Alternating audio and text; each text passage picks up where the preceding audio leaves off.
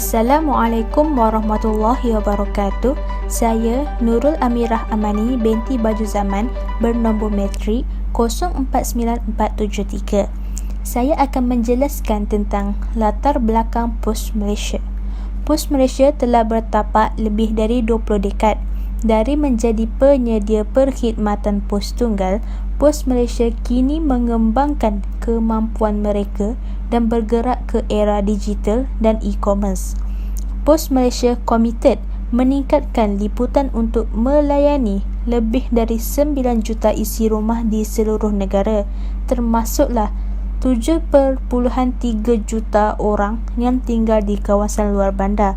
Kaki tangan POS Malaysia terdiri daripada kira-kira seramai 23,000 bilangan pekerja, termasuklah lebih dari 15,000 orang di barisan hadapan dan sokongan operasi, serta infrastruktur pos yang luas dengan rangkaian titik kontak dan rakan kongsi yang berkembang di seluruh negara.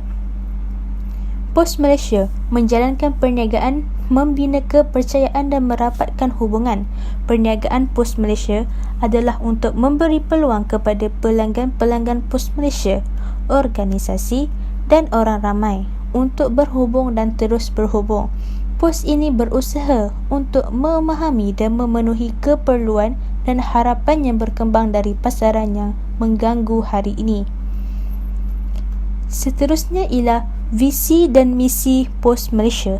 Visi POS Malaysia ialah menghubungkan Malaysia dan luar negara untuk hari ini dan esok, manakala misinya pula ialah membangun dan menghantar rakayan pilihan. Terdapat 4 nilai teras utama dalam POS Malaysia. Yang pertama ialah empati. Empati ialah POS Malaysia perlu memahami pelanggan dan melakukan lebih daripada sekadar daripada mendengarnya. Perniagaan ini kemudiannya memberikan apa yang mereka perlukan dan ketika mereka memerlukannya. Yang kedua pula ialah kesepaduan. Kesepaduan ialah dalam semua perkara yang POS Malaysia lakukan, ianya bertindak secara terbuka dan jujur, tidak boleh dicela dan perlu dilakukan dengan penuh keikhlasan. Yang ketiga ialah accountability. Accountability ialah di mana POS Malaysia mempertanggungjawabkan ke atas diri sendiri dan berharap dapat dipertanggungjawabkan secara individu maupun berkumpulan di semua peringkat organisasi atas tindakan dan keputusan yang dibuat oleh POS Malaysia. Yang terakhir ialah inovasi.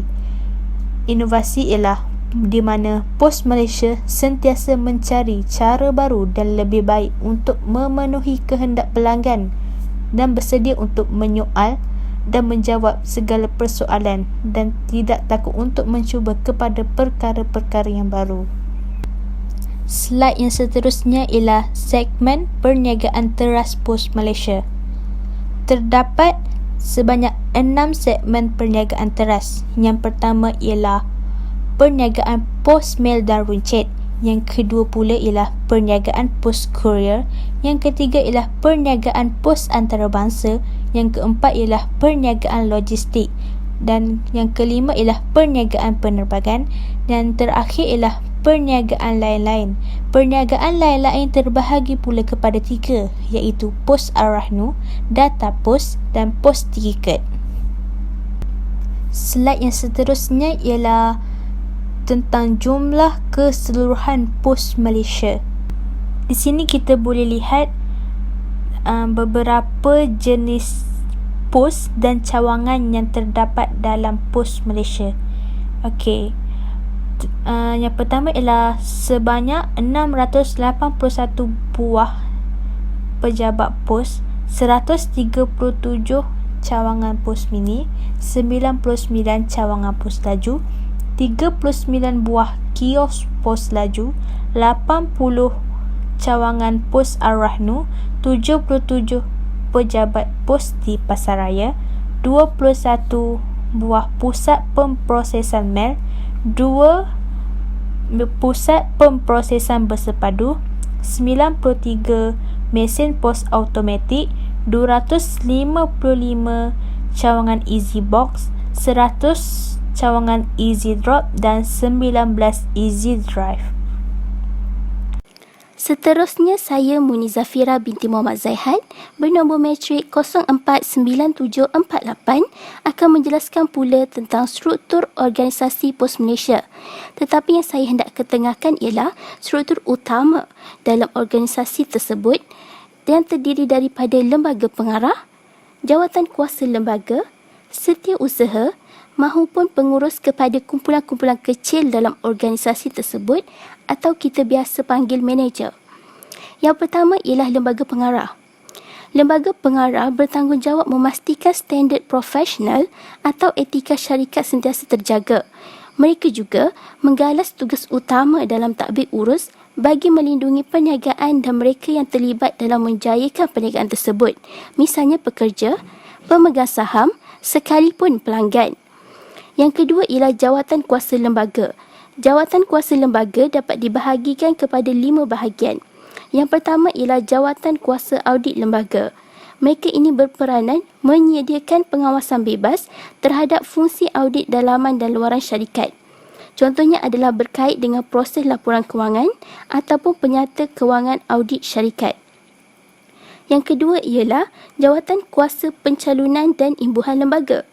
Mereka pula bertanggungjawab memilih dan menilai para pengarah serta ahli utama pengurusan kanan.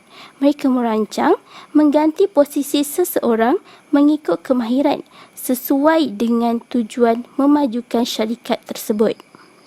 Yang ketiga ialah jawatan kuasa risiko, keberkesanan dan pematuhan lembaga. Mereka ini pula berperanan untuk mewujudkan dan mengekalkan sistem pengurusan risiko dan kawalan dalaman yang baik. Mereka memastikan setiap operasi perniagaan berjalan dengan lancar dan berkesan. Seterusnya kita ada jawatan kuasa tender dan digital pertama.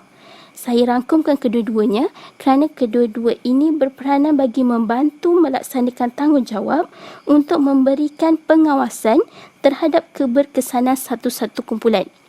Kita juga ada setiausaha. Seperti yang kita tahu, setiausaha berperanan sebagai penasihat, memberi sokongan atau bimbingan. Tetapi di sini ia lebih kepada mengingatkan lembaga-lembaga pengarah berkaitan keperluan kawal selia, sebarang pindaan atau garis panduan yang dikeluarkan sama ada daripada pihak berkuasa ataupun pihak-pihak lain. Dan yang terakhir kita ada pengurus syarikat. Pengurus syarikat berperanan untuk merancang, memimpin, mengorganisasi serta mengawal mereka-mereka yang bekerja di bawahnya agar organisasi tersebut dapat mencapai matlamat dan tujuan mereka. Okey, seterusnya saya Nurul Hazika binti Yahya, nombor matrik 051765 akan menjelaskan mengenai SWOT analisis. Prestasi pengurusan sesebuah organisasi bergantung kepada peranan organisasi yang melaksanakan SWOT tersebut dengan betul. SWOT ni memainkan peranan penting dalam sesebuah organisasi bagi mengekalkan kestabilan organisasi yang kuat dan selari dengan objektif organisasi tersebut. SWOT adalah singkatan dari perkataan strengths, kekuatan, weakness, kelemahan, opportunities, peluang dan threats, ancaman dalam sesebuah syarikat. Jadi, di sini dapat dilihat bahawa kekuatan POS Malaysia yang pertama ialah memiliki rangkaian operasi yang luas dan terbesar di seluruh Malaysia. POS Malaysia ini mempunyai lebih kurang 23,000 kaki tangan dengan lebih 3,500 rangkaian dengan pelbagai aset pengangkutan termasuklah lebih 6,600 buah motosikal, lebih 300 buah van, lebih 350 buah lori dan juga lebih 2,000 buah trailer. Yang kedua, POS Malaysia ini juga memiliki unit operasi yang strategik dan pelbagai iaitu POS Mel, POS Laju dan juga POS Niaga. Yang ketiga, seperti yang kita semua dapat lihat, setiap pejabat utama POS Malaysia ini berada di kawasan strategik yang mana cawangannya terdapat di setiap kawasan seperti di bandar-bandar utama dan juga pekan. Jadi, ini secara tidak langsung mendorong masyarakat untuk menggunakan POS Malaysia kerana tidak perlu bersusah payah untuk mendapatkan khidmat POS kerana setiap cawangan POS Malaysia telah disediakan berdekatan dengan setiap kampung. Manakala, jika dilihat dari sudut kelemahan pula, POS Malaysia ini juga mempunyai kelemahannya yang tersendiri. Di sini, saya senaraikan 5 kelemahan iaitu yang pertama ialah kurangnya integrasi digital dalam model perniagaan. Maksudnya di sini, pihak POS Malaysia masih mengetengahkan penggunaan sumber tenaga manusia dalam setiap operasi dalam syarikat. Yang kedua pula, POS Malaysia mempunyai sistem penyampaian maklumat yang lemah. Sebagai contoh, sistem komunikasi mereka yang dianggap perlahan dalam menerima aduan, respon terhadap pelanggan yang dihubungi dan juga sebagainya. Seterusnya, syarikat POS Malaysia ini masih baru di peringkat antarabangsa. Hal ini kerana pihak POS Malaysia masih memfokuskan operasi mereka di Malaysia kerana penggunaan POSMEL, POS Laju dan juga POS Niaga masih relevan di Malaysia berbanding dengan negara lain. Selain itu, model perniagaan POS Malaysia terutamanya tertumpu pada perkhidmatan penghantaran surat konvensional seperti surat-surat dan dokumen rasmi. Dan yang terakhir, kelemahan yang paling ketara dapat dilihat adalah kelewatan penghantaran tempatan terutamanya dalam penghantaran kenderaan. Telah banyak aduan yang didapati daripada masyarakat mengenai perkara ini. Assalamualaikum warahmatullahi wabarakatuh. Saya Muhammad Syawal Syazwan bin Yusri, nombor matrik 050213, akan meneruskan perbincangan tentang SWOT analisis bagi POS Malaysia. Opportunities, iaitu peluang yang dimiliki oleh POS Malaysia. Pertamanya, bagi memastikan dan merancakkan lagi operasi mereka di Malaysia, mereka turut mendapat bantuan daripada pihak kerajaan bagi memastikan operasi mereka dapat dijalankan dengan stabil dan lebih efisien. Yang kedua, mampu memberi peluang pekerjaan secara tetap ataupun sambilan. Hal ini kerana apabila syarikat POS Malaysia tetap kukuh dan stabil, akan memudahkan, akan memberi peluang yang lebih besar kepada rakyat tempatan untuk diambil bekerja di syarikat tersebut. Yang ketiga, memudahkan urusan penghantaran dokumen-dokumen, surat-surat rasmi dan sebagainya. Hal ini kerana POS Malaysia memang memfokuskan kepada penghantaran surat secara konvensional, iaitu khususnya secara domestik, bagi memastikan surat-surat dan juga dokumen-dokumen rasmi dan penting itu dapat sampai kepada pelanggan dengan selamat. Yang keempat, peningkatan permintaan secara penjualan atas talian akan memberi satu galakkan kepada pihak POS Malaysia bagi merancakkan lagi operasi mereka. Dan yang terakhir, peluang yang dimiliki oleh pihak POS Malaysia iaitu mereka bersinergi dengan syarikat kumpulan DRB Highcom seperti Bank Muamalat bagi memastikan mereka sentiasa diberi peluang untuk mendapatkan teknologi yang canggih dan sebagainya, serta bantuan dana bagi memastikan operasi dapat dijalankan dengan lancar. Cabaran yang ditempuhi oleh POS Malaysia yang pertama, pelanggaran sistem keselamatan cyber. Hal ini kerana pihak POS Malaysia masih lagi berada di tahap yang sederhana dari segi security cyber mereka. Ia akan memudahkan pencerobohan, goddam dan sebagainya terhadap sistem cyber mereka, dan ini akan memberi impak yang negatif.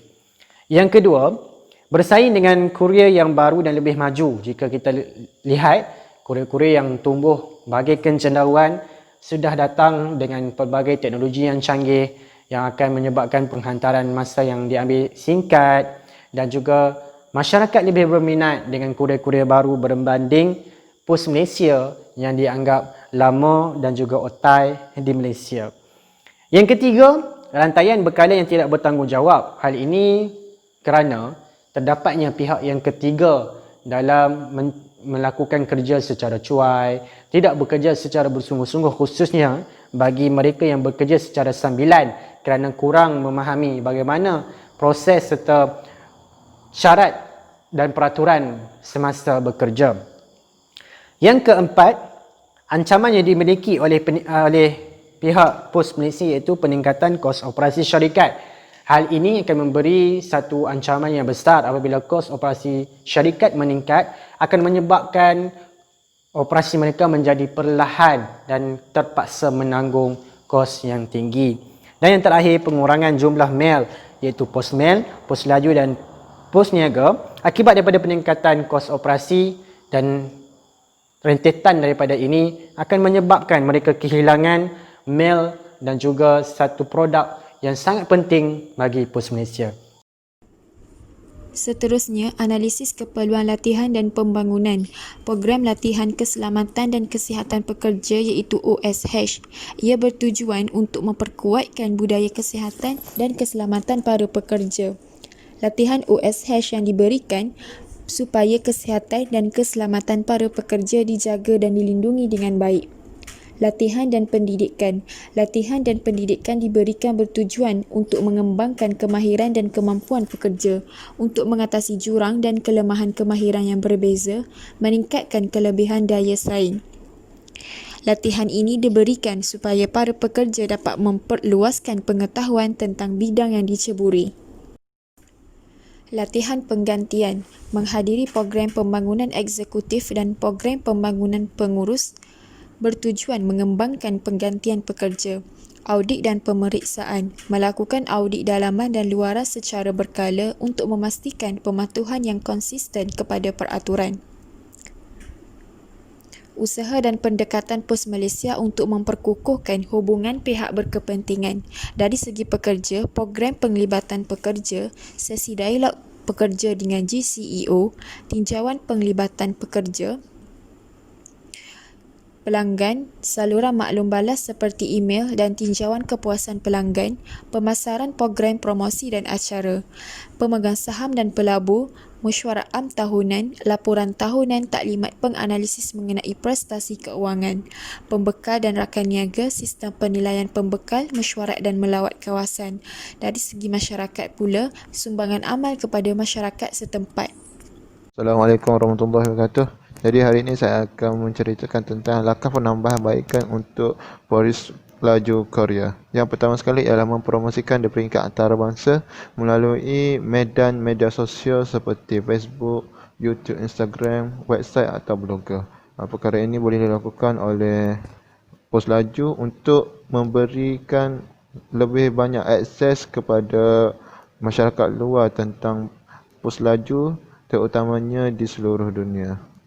Yang kedua ialah membentuk satu imej tersendiri untuk Korea Pos Laju supaya orang ramai lebih mengenali mereka. Perkara ini boleh dilakukan oleh Pos Laju untuk membentuk satu imej tersendiri oleh Pos Laju itu sendiri supaya orang ramai lebih mengenali Pos Laju itu sendiri. Sebagai contoh, penggunaan cawangan kata 1882525 yang telah digunakan oleh Pizza Hut untuk hotline mereka supaya orang ramai lebih mengenali talian hangat mereka agar masyarakat dapat membeli pizza dengan mudah. Yang ketiga ialah meningkatkan akses digital bagi memudahkan proses penghantaran barang. Hal ini dapat dilakukan oleh pos laju agar memudahkan mereka untuk melakukan proses penghantaran barang ke mana-mana tempat, sama ada di kawasan kampung ataupun luar bandar, supaya akses digital mereka dapat dilakukan dengan lebih baik agar memberi penambahbaikan yang sempurna kepada Korea Pos Laju itu sendiri. Yang keempat ialah meningkatkan lagi mutu penghantaran dari rumah ke rumah dengan menambahkan lagi kenderaan latih pemandu agar menjadi cekap dan menyelenggara kenderaan pada setiap masa supaya penghantaran dapat dilakukan dengan lebih cepat dan pantas. Dan yang terakhir sekali ialah meningkatkan servis selain surat konvensional. Hal ini bertujuan untuk memberi lebih banyak akses kepada Korea Pos Laju agar mereka melakukan lebih banyak servis seperti penghantaran barang, perkhidmatan cukai dan membuat perkhidmatan membayar road-tax agar Korea mereka lebih pantas dan juga dapat dikenali oleh seluruh rakyat Malaysia supaya memberikan kemajuan yang lebih tinggi kepada Korea Pos Laju itu sendiri. Jadi sekian saja daripada kumpulan kami mengenai Korea Pos Laju dalam latihan pembangunan kami harapkan agar melalui pembentangan ini Korea Pos Laju dapat mengambil sedikit sebanyak supaya dapat meningkatkan lagi latihan pembangunan yang akan dilakukan oleh mereka sendiri pada masa akan datang. Sekian saja, wabillahi taufiq wa hidayah. Wassalamualaikum warahmatullahi wabarakatuh.